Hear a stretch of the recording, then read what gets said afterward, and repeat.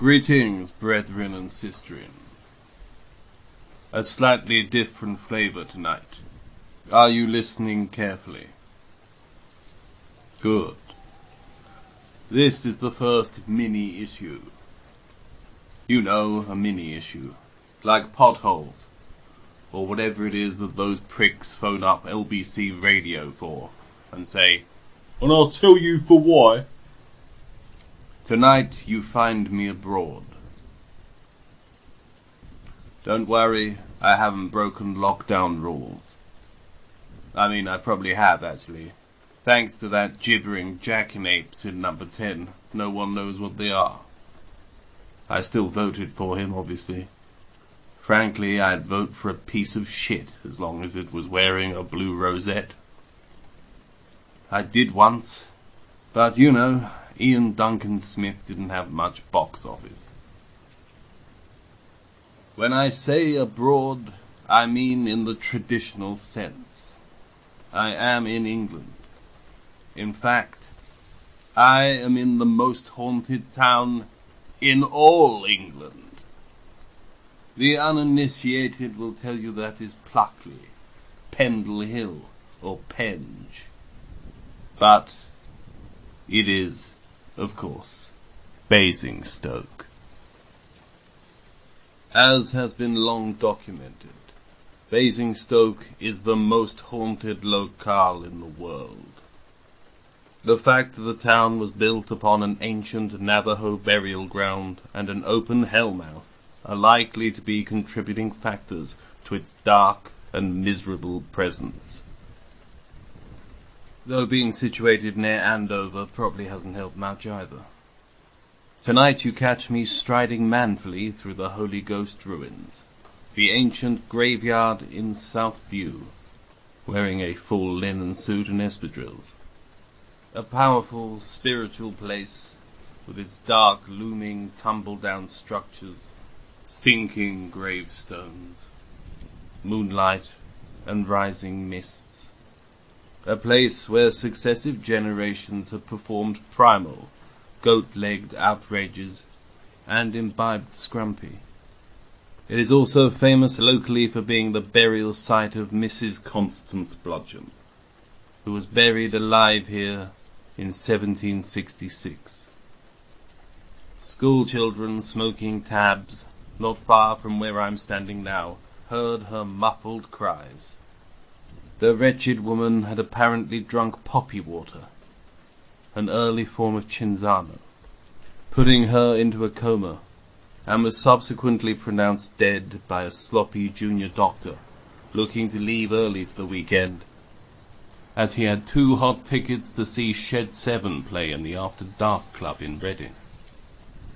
When they lifted the lid on her coffin, they discovered that she was now dead again.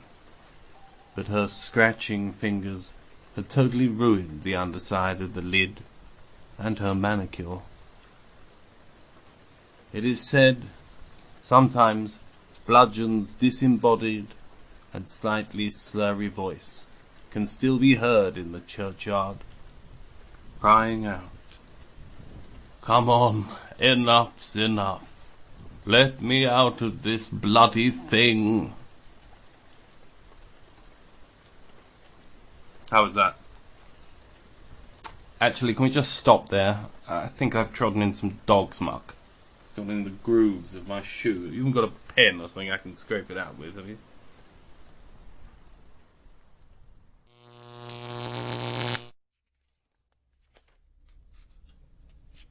Within these walls, you will see the wrinkled bindings of nearly 15,000 books, along with many pamphlets and periodical titles, on all aspects of magic, witchcraft, the occult, prophecies, and supernatural phenomena, such as ghosts, mediums, and spiritualism. What is contained within these book-lined walls is often referred to, by me, as my Library of Magickal Literature. And that's magical with a K, thank you very much.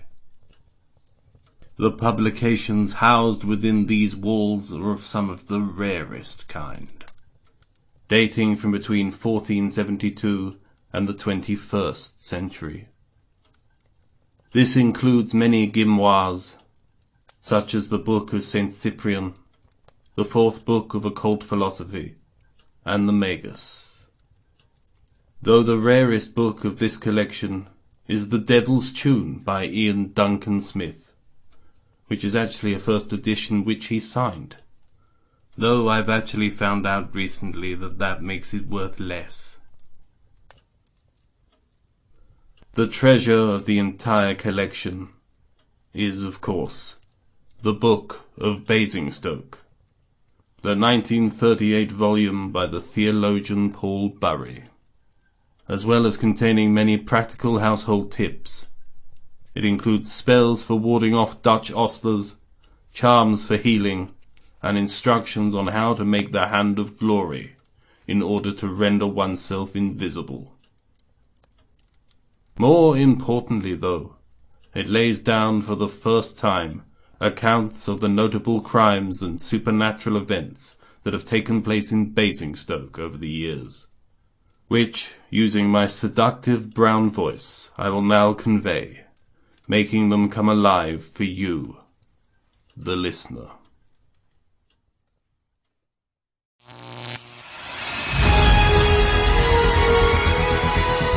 Laars head Supernormal.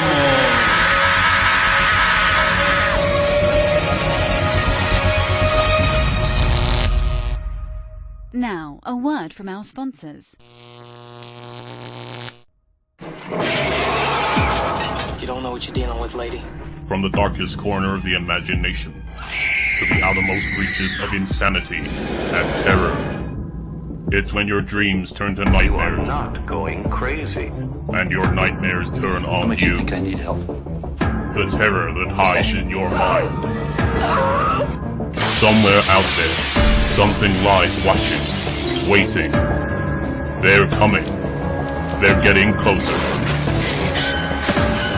There's nowhere to run. No one to hear you scream.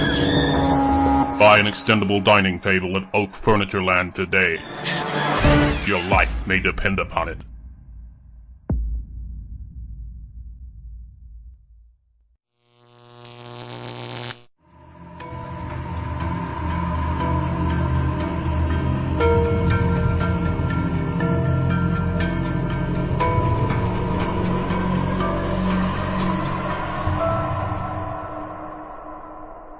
The Legend of Gamble Gator's Johnny, the Terror of Basingstoke. The lonely lanes and commons of 19th century suburban Basingstoke were haunted by the weird and terrifying figure of Gamble Gator's Johnny, who pounced upon passers-by, sometimes wounding them severely, before bounding away in enormous leaps. Today, the antics of Gamble Gator's Johnny are largely forgotten, or dismissed as a figment of the imagination, a mere character of Victorian horror literature, or a bogeyman used to warn errant children. Be good, or Gamble Gator's Johnny will pogo up and down next to you, like that awful bass player from the band No Doubt. Many writers believe that Johnny is a figure of folklore. In his book, The Basingstoke Underworld, Mark Jones states that Johnny is pure legend, perhaps the invention of servants reluctant to admit negligence when thieves have defiled their master's toothbrushes. But Johnny is not a character of fiction, folklore, or legend. He was real, and his appearances were widely reported in the local and national press. Nobody seems certain when Johnny first appeared. Many sources say that reports of a peculiar leaping man were in circulation as early as 1836, but it was not until 1838 that Gamble Gator's Johnny first strapped on his thigh-length leather boots and set out into the shifting fogs of Basingstoke town. On Wednesday, 18th of February, 1838, 18-year-old Lucy Pointer and her sister Desmond were returning home after visiting their brother, a bumboatman who lived in a respectable part of Oak Ridge.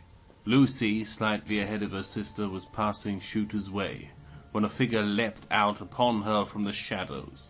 The figure breathed fire into Lucy's face, and then bounded away as the girl fell to the ground, seized by a violent fit. He didn't even stop to apologize or anything. 2 days later, 19-year-old Fiona Grumble replied to a violent ringing at the bell of the front gate of her parents' home in Fairfields Road. Outside was an extremely agitated man who identified himself as a policeman. "For God's sakes, bring me a light," he cried, "for we have caught Gamble Gator's Johnny down a public convenience next to the Red Lion Inn. You know, that one where the old man in the grey leather jacket hangs out." Fiona fetched a candle, but when she handed it to the policeman, the man discarded his all-enveloping black cloak. On his head, he was wearing a novelty damn seagull's cap, complete with droppings, and he wore a wrinkled pink catsuit and too much Kuros aftershave. Without uttering another word, he vomited blue and white flames into Fiona's fatuous face and grabbed the temporarily blinded girl with his poorly manicured fingers. Attracted by her screams, although not sexually, Fiona's sister Rachel came to the girl's assistance. Somehow Rachel pulled Fiona from the fiend's grasp, thrust her inside and slammed the door in Johnny's face, at which point Johnny lifted the letterbox and asked if they could open the door again, because his cape was caught. After these attacks, Johnny's infamy grew. His exploits were reported in many newspapers, and he became the subject of no less than 4 penny dreadfuls, and 8 melodramas performed in the cheap theatres that abounded at the time, but none so cheap as the Basingstoke's own Haymarket Theatre, who put on an all-nude performance starring Paul Danan. Perhaps as a result of the publicity, Johnny's appearances became less frequent. It was not until 1843 that the terror of Gamble Gator's Johnny swept the town again. This time he appeared in Clitterston, where he was described as getting his bum out in front of an old lady, and then in Old Basing, where he took particular delight in using profanities in front of a horse. In 1849, Johnny gave a virtuoso performance at the Andover Barracks, forcing the local squaddies to put down their 14-year-old sweethearts and jump to action. The terror began one night in early March. A sentry on duty at the camp peered into the darkness, his attention attracted by a peculiar leaping figure bounding across the common towards him. The soldier issued a challenge, which went either unheeded or unheard, and the figure disappeared from sight for a few moments. Then suddenly Johnny was beside the guard and delivered several slaps to the face with a hand as cold and clammy as that of a corpse. "Take that, you big brute," Johnny told the guard in an effeminate accent, before leaping jauntily away. There were several more attacks on guards at the Andover Barracks. At one point, a soldier shot at Johnny, but the bullet had no effect, and this started a rumor that Johnny was impervious to bullet fire. In fact, the soldier had only fired blanks at Johnny. When this was pointed out, the markedly less impressive rumor spread throughout the town that he was actually only invulnerable to being shot by blanks.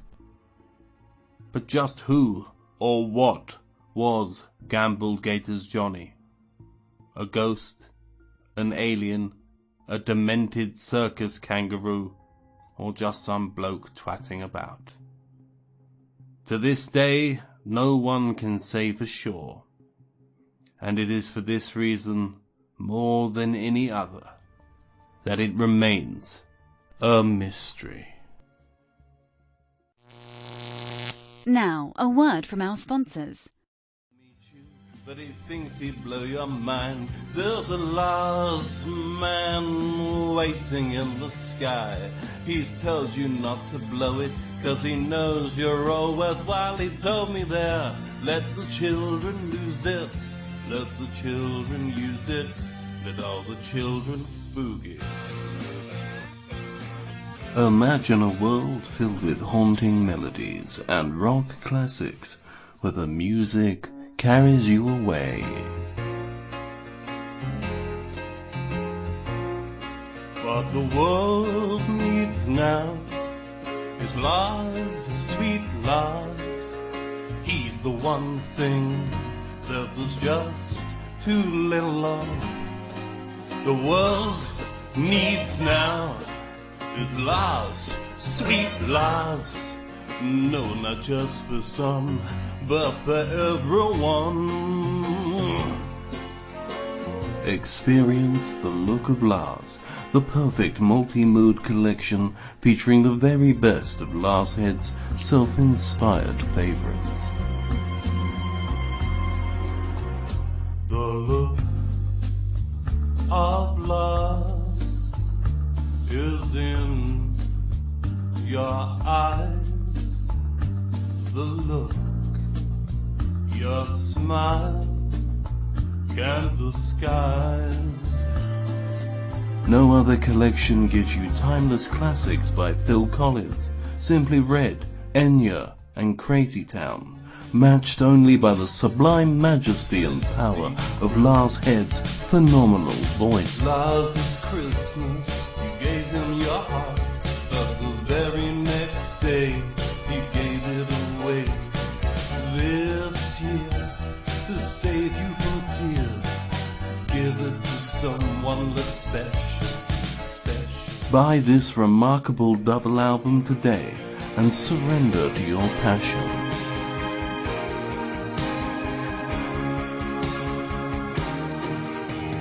Once upon a time I was falling in love, but now I'm only falling apart. There's nothing I can do, a total eclipse of the Laars. And remember, the look of Laars is not available in any shops.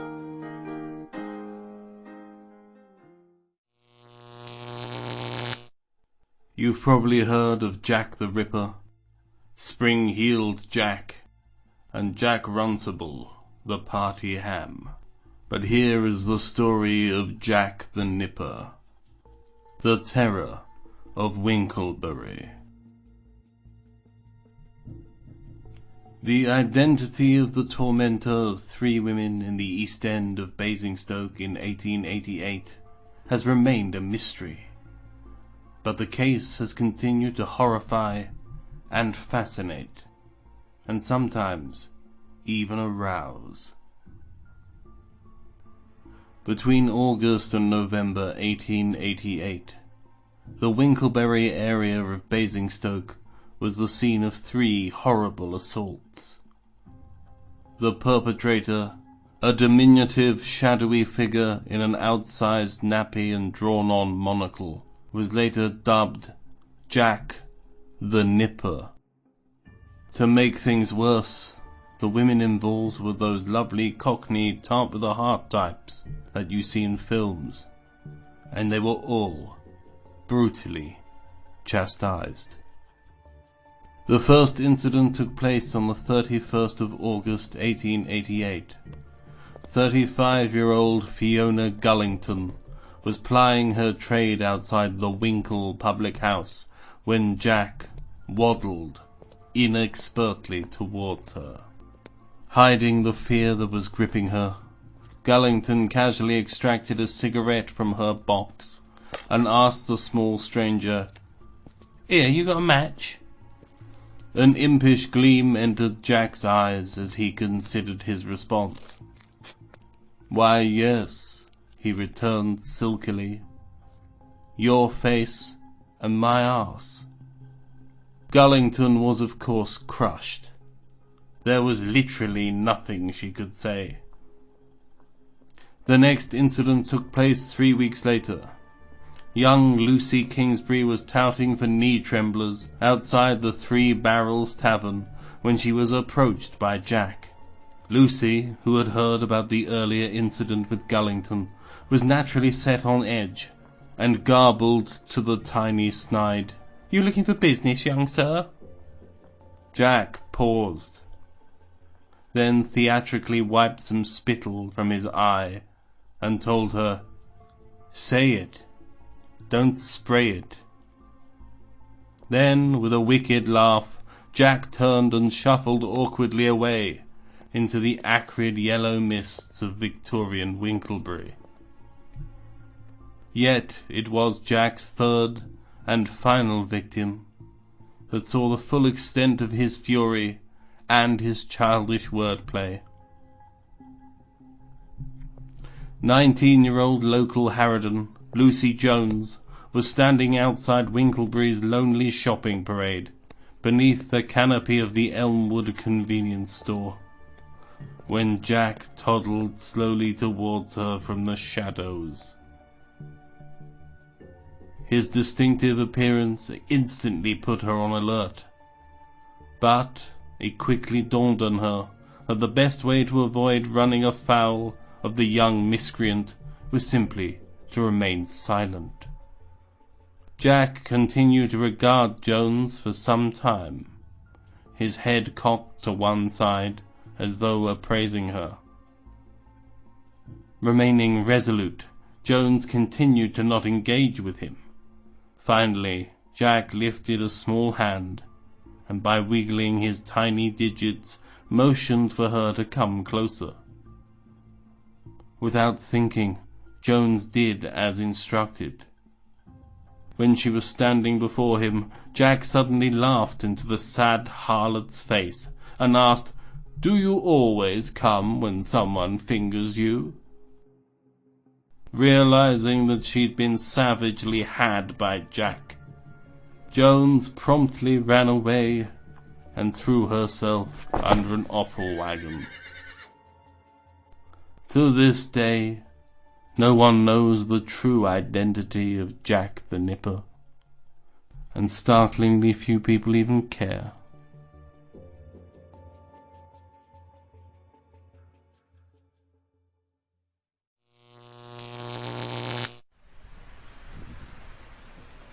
You find me now traversing one of Basingstoke's most ancient thoroughfares, the Old London Road, passing the council offices and Doris Stokes Memorial Park on the right, and the town's police station on the left. If you carry on walking straight down these ancient cobbles, you will discover a small, Elizabethan roadside tavern and formal stable house, known locally as the White Hart, largely on account of that being its name. It is seemingly the mystic nexus of one of Basingstoke's most celebrated spirits. The darkened inn-yards and deserted outhouses of the White Hart are as daunting as they are foul, and haunted by the tragic figure of the grey leather jacket man. Within the public house's saloon bar, this morose ghoul is often seen hovering around the threadbare carpets with a hangdog expression upon his pallid features, and always wearing the same blouson-style grey leather doublet. Perhaps his manifest unhappiness can be attributed to him being abandoned in cosmic limbo, forced to live amongst humanity, but never to be a part of it. A spiritual outsider. Does his forlorn expression derive from being lost, adrift betwixt the material world and that of the celestial Imperium? Or is he just bored of listening to Come As You Are play on loop on the pub jukebox? You just don't know. Whatever his story, the grey leather-jacket man is a tormented spirit. So much is clear. For when he is not appearing in the White Hart, standing in lonely vigil outside the gents' toilets, his leather-swathed figure can be seen hovering about the public toilets on New Road, occasionally even slinking inside. It is said that if you stand outside these toilets on a hot day, when council officials have opened the windows to let out the almost physical stench of hot piss, you can sometimes hear the grey leather jacket man moaning through the bars. When he's finished, any poor unsuspecting businessman that may have been caught short or ventured inside the public toilets for some other entirely legitimate reason will be seen fleeing in terror from the conveniences, a pale and withdrawn figure, looking to all the world as though he has had his very life force sucked from his body.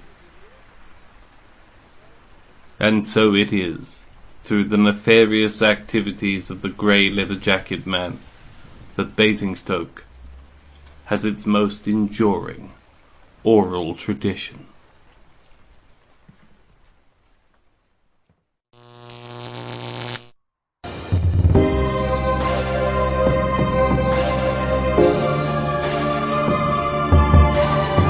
Laars Head's Supernormal is over now.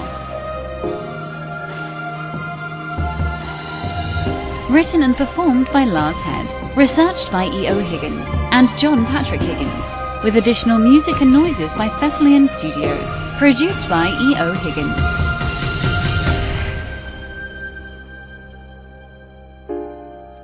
There is no life and no death.